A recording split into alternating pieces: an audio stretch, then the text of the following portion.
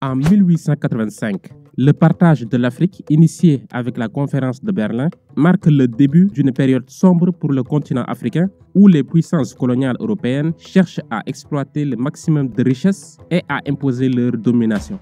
Mais au milieu de cette tempête impitoyable, un homme s'élève tel un titan, dirigeant un puissant empire connu sous le nom de Wassoulou. Ce leader intrépide était prêt à défier l'oppression coloniale de toutes ses forces. Son nom résonne encore dans les terres d'Afrique de l'Ouest. Samori Touré. Originaire du royaume du Mandé, cet homme a refusé catégoriquement de se plier à un partage injuste et humiliant. Mais comment ce fils de commerçant a-t-il réussi à tenir bon pendant plus de 15 ans dans un combat épique contre ces forces étrangères déterminées à conquérir le pays? Plongeons dans l'épopée exceptionnelle de Samori Touré, l'empereur africain qui a osé défier les puissances coloniales pour l'indépendance et la dignité de son peuple.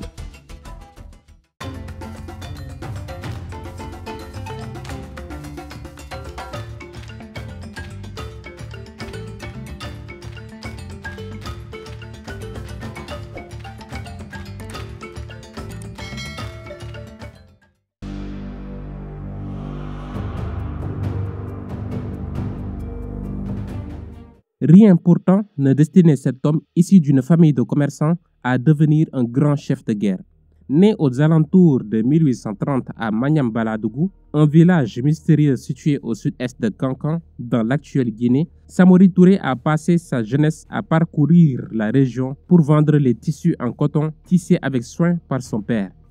Fils de Lafia Touré et de Massorona Kamara, Samori a grandi dans une époque où l'Afrique de l'Ouest était en pleine transformation et où les contacts et les échanges avec les Européens bouleversaient à la fois le paysage économique, artisanal et commercial.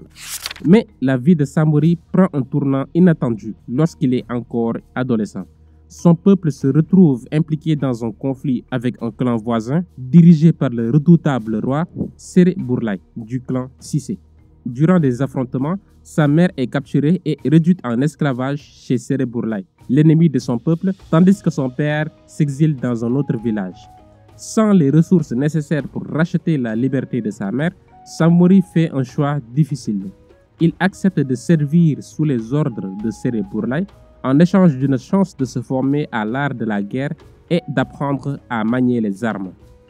Enrôlé dans l'armée royale, il se convertit à l'islam et se plonge dans l'étude du Coran. Rapidement, Samori fait ses preuves sur le champ de bataille, gagnant le respect de Séré Bourlaye, le chef au pouvoir, mais suscitant la méfiance de son propre frère, Séré Brema. Samori se met donc à leur service pendant 7 ans, 7 mois et 7 jours, conformément à la tradition, avant de pouvoir enfin libérer sa mère. Cependant, une fois sa mission accomplie, Samori décide de prendre un tout autre chemin. Il quitte les Cissé et rejoint l'armée des Bérétés, leurs ennemis jurés, avant de finalement rejoindre son propre peuple, les Kamara. Affirmant son indépendance vis-à-vis de Séré Bourlaye, Samori gagne peu à peu le soutien grandissant des chefs malinqués grâce à sa vision de l'unité. Patiemment, il commence à se construire un empire utilisant la persuasion, les menaces et la guerre, comme l'avait fait le légendaire Soundiata Keïta au Mali pour étendre l'État mandingue. Samori se voit attribuer des titres qui incarnent à la fois une consécration de son passé et un projet pour l'avenir. Il est d'abord le Kélétigui, chef de guerre, puis le Mouroutigui, maître du sabre, et enfin le Fama, le souverain incontesté. Il prononce solennellement le serment de protéger son peuple contre les Bérétés et les Cissé. Conscient de l'importance d'une armée puissante, il crée une force militaire professionnelle et nomme ses proches, y compris ses frères et ses amis d'enfance, à des postes de commandement clés. Progressivement, Samori s'affranchit et forge sa propre voie. Il construit une armée redoutée, organisée et puissante qui compte dans ses rangs les célèbres Sofa, des soldats en uniforme dotés d'une très grande réputation. Samori nourrissait aussi une vision audacieuse: créer un État moderne, centralisé et efficace. Il rêvait d'un État guerrier et marchand où les richesses seraient acquises grâce au commerce des marchandises. À partir de 1864, la disparition mystérieuse d'El Hadj Omar Foutiyou Tall, le fondateur de l'empire toucouleur en pleine expansion, marque le début d'une lutte effrénée pour le contrôle des territoires. C'est dans ce contexte que Samori Touré fait son entrée en scène 3 ans plus tard. Sous le titre d'Al-Mami, il devient un guide religieux et spirituel respecté, unissant sa foi musulmane à ses aspirations politiques. Cependant, 2 puissants rois du sud du Mandé, Djamoro Adji Diakité et Worokodo Famodou, unissent leurs forces pour essayer de contrer la montée en puissance de Samori Touré. Le 4 avril 1867, une bataille légendaire connue sous le nom de bataille de Saman Saman éclate entre les forces de Samori et celles de ses adversaires redoutables. C'était un affrontement épique où les rois se disputaient la suprématie. Finalement, Samori sort victorieux de cette bataille majeure, consolidant ainsi sa position en tant que chef militaire puissant. Au fil des années, Samori poursuit sa quête de domination, éliminant ses propres concurrents un par un. Il établit la ville de Bissandougou comme capitale de son empire florissant. À travers des échanges commerciaux et diplomatiques, il tisse des liens avec l'empire toucouleur en déclin. Samori Touré règne désormais en maître absolu sur un territoire vaste et diversifié appelé Wassoulou. Ce grand empire s'étendait sur une partie de la Guinée, du Mali, de la Sierra Leone, du Burkina Faso, du Libéria et de la Côte d'Ivoire. Ces collines verdoyantes étaient peuplées de plus de 300 000 personnes, représentant une mosaïque ethnique comprenant les Malinké, les Sénofos, les Mossi, les Peuls, les Sosso et bien d'autres encore. Seul le royaume toucouleur d'Amadou Tall, fils et héritier d'El Hadj Omar Tall, constituait un rival de taille. Mais Samori ne se contente pas de bâtir un empire puissant. Il entreprend également l'organisation de son territoire en utilisant des méthodes traditionnelles et novatrices. L'armée de Samori disposait même de canons européens. Elle était divisée en 2 flancs. L'infanterie, également appelée Sofa, comptant de 30 000 à 35 000 hommes, et la cavalerie, forte de 3 000 cavaliers. Chaque unité était subdivisée en sections permanentes, favorisant ainsi l'esprit de camaraderie et la loyauté envers les chefs locaux.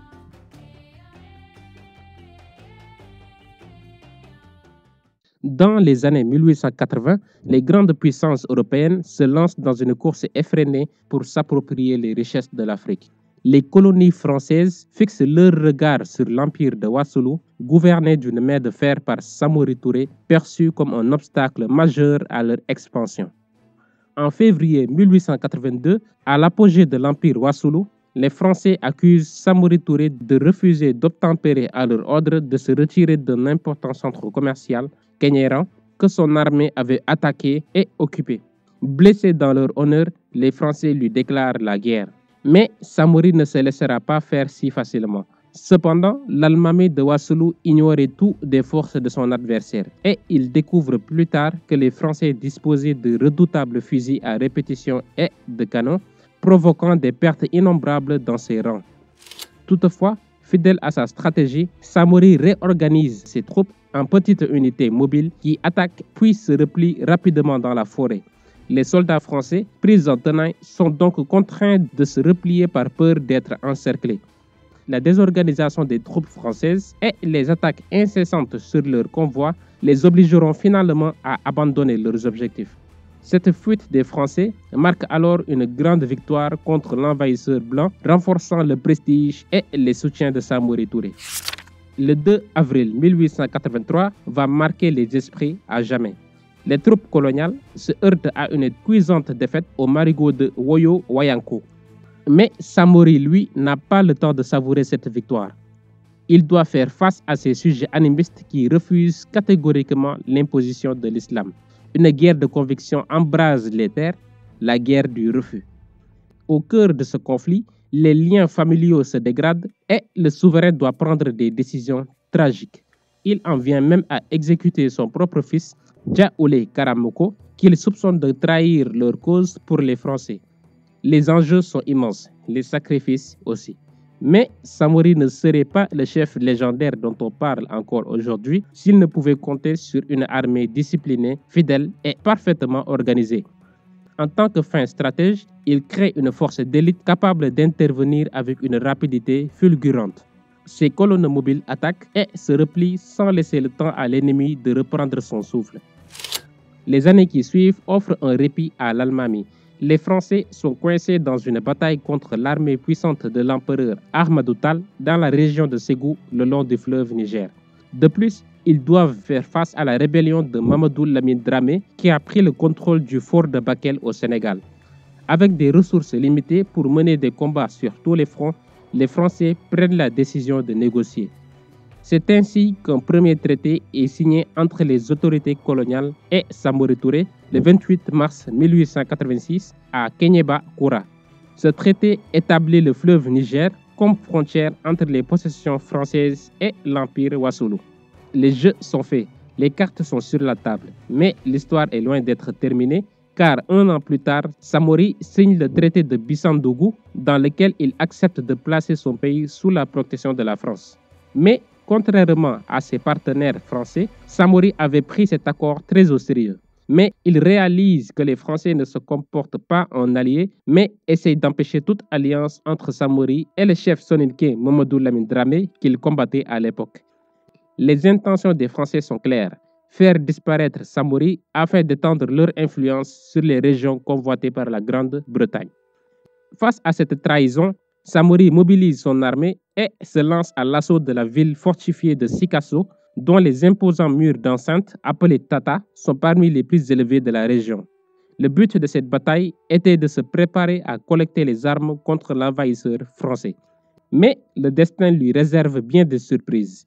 À son arrivée à Sikasso, Samori est impressionné par l'ampleur colossale des fortifications, 4 mètres d'épaisseur à la base et 4 mètres d'auteur.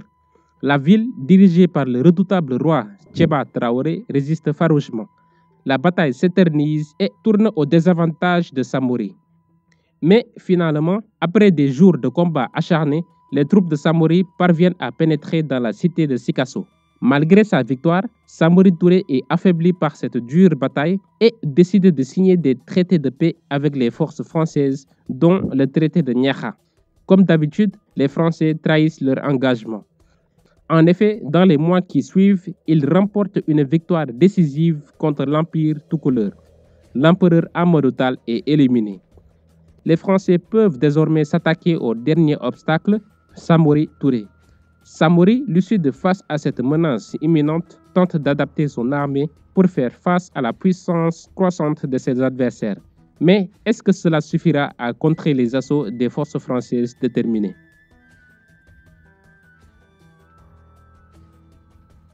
De 1891 à 1897, les affrontements se multiplient tandis que les colonnes françaises s'installent de plus en plus dans l'Empire. Conscient de son isolement et réalisant que le temps lui était compté, Samori doit repenser sa stratégie de résistance. C'est ainsi qu'il décide d'adopter une stratégie redoutable, la tactique de la terre brûlée, destinée à semer la terreur dans les territoires traversés. Il divise alors ses forces en 3 groupes bien distincts. Le premier groupe, équipé de fusils à tir rapide, doit se battre pied à pied pour contrer l'avancée française. Un deuxième groupe, armé de fusils à piston, a pour mission d'occuper et d'administrer les territoires conquis. Quant au troisième groupe, il se lance dans la conquête de nouvelles terres à l'est en prévision d'un éventuel transfert. Cette stratégie de la terre brûlée avait certes isolé Samori de ses sources d'approvisionnement en armes modernes provenant de Sierra Leone et du Libéria, mais elle avait également retardé l'intervention et la poursuite des Français. En mars 1891, une expédition française menée par le colonel Archinard lance une attaque directe sur Cancan, déterminée à en finir une fois pour toutes avec ce souverain insoumis. Malgré la supériorité de l'armement français, les tactiques de guérilla et la connaissance approfondie du terrain des Sofas démoralisent les assaillants et l'offensive échoue. Cette série de défaites agace les autorités françaises qui souhaitent imposer leurs lois sur le territoire. En décembre 1891, à grand renfort de canons, le lieutenant-colonel Humbert se lance à l'attaque de Bissandougou, la capitale de l'empire de Samori. Mais Samori ne fait pas face à une seule adversité. Un coup dur vient s'abattre sur lui lorsque les Britanniques cessent les ventes d'armes conformément à la Convention de Bruxelles de 1890 qui restreint la fourniture d'armes pour mettre fin à l'esclavage en Afrique. Cependant, résolu à défendre farouchement son autonomie, Samori ne se laisse pas abattre. Il mobilise toutes ses ressources, rassemblant les bijoux et l'or du royaume pour acheter des fusils, fondant le cuivre et le laiton des ustensiles pour fabriquer des balles et recrutant de nouveaux guerriers pour renforcer son armée. Humbert, quant à lui, est confronté à une résistance acharnée. Mais malgré cette farouche résistance, les troupes françaises parviennent finalement à atteindre la capitale, mais elle était déjà abandonnée. En effet, Samori avait anticipé leur arrivée et avait fait évacuer la cité. Pour retarder l'avancée de ses ennemis, il met en œuvre la politique impitoyable de la terre brûlée, détruisant tout sur son passage. Dans cette lutte acharnée, Samori Touré, face à la montée des adversités, se détache progressivement de son alliance avec les Français. Il perçoit leur hypocrisie et leur volonté de briser son orgueil, renforçant ainsi son mépris envers les étrangers. Un homme déterminé, Samori ne se rend pas sans combat. Il s'exile vers l'Est, cherchant refuge dans les terres inconnues et hostiles. En 1893, conscient que l'expansion de l'Empire mandingue ne pouvait se faire qu'à l'Est, Samori prend une décision audacieuse. Il déplace la capitale de Bissandougou à Dabakala. Cependant, ce transfert ne se fera pas sans difficulté. Les guerriers se retrouvent confrontés à une opposition farouche de la part de la population locale qui les considérait désormais comme des envahisseurs étrangers. Samori se retrouvait donc dans une situation précaire et la seule voie qui s'offre à lui était de se confronter directement aux Français. En 1894, la poussée finale des Français est déclenchée, concentrant toutes leurs troupes au Soudan occidental pour en finir avec les derniers territoires de Samori. L'armée de Samori fera preuve d'un courage inébranlable, mais sera complètement dépassée par la puissance des Français qui étaient en pleine force. Un bon matin du 29 septembre 1898, Samori Touré, plongé dans ses lectures pieuses du Coran, voit arriver un groupe de 200 tirailleurs sénégalais mené par un sergent français du nom de Henri Gouraud. Les soldats français capturent les principaux fils de Samori ainsi que tous les membres de sa cour. Surpris, l'Almami s'élance en direction des écuries pour prendre un cheval et ne pas tomber dans les mains de l'ennemi. Mais il sera vite rattrapé. Humilié, il demande à être tué immédiatement, préférant la mort à la honte de la captivité. Mais les colonisateurs refusent de lui accorder cette demande. Au lieu de cela, ils l'humilieront davantage et vont même le traîner jusqu'au Sénégal avant de l'emprisonner et de l'exiler à Ndiolé au Gabon où il meurt 2 ans plus tard. Samori Touré, par son parcours exceptionnel, incarne à la fois le génie créateur d'un empire et la résistance farouche d'un homme. À l'image d'El Hadj Omar Foutiyou Tall et bien d'autres conquérants africains, c'était un homme avec une grande envergure visionnaire qui va faire face à la domination étrangère pendant plus de 15 ans, malgré l'écrasante supériorité militaire des Français. D'ailleurs, le destin exceptionnel de Samori Touré résonne jusqu'à nos jours, car c'est en septembre 1898, au moment où les troupes françaises parviennent à le capturer, que l'indépendance de la Guinée est proclamée des décennies plus tard lors du référendum du 28 septembre 1958. Une coïncidence temporelle saisissante qui scelle à jamais l'héritage et la mémoire de ce grand homme. J'espère que vous avez apprécié cette vidéo dédiée à l'histoire de Samori Touré. N'hésitez pas à mettre vos avis et suggestions dans la section commentaires. Et moi, je vous dis à la prochaine pour une nouvelle vidéo.